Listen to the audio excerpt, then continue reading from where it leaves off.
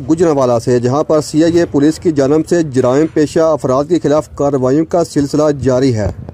सबका रिकॉर्ड याफ्ता दर्जनों मुकदमात में मतलूब दुकानें लूटने वाले डकैत गैंग के 2 अफराद गिरफ्तार कर लिए गए हैं। इस हवाले से DSP इमरान साहब मीडिया से गुफ्तगू कर रहे हैं।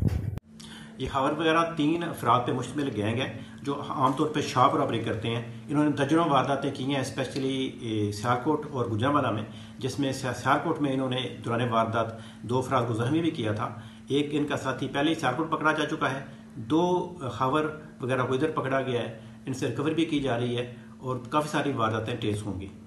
मज़ीद खबरों और अपडेट्स के लिए लिंक विजिट कीजिए www.facebook.com/ShahnNewsHD। देखते रहिए शान न्यूज़ HD।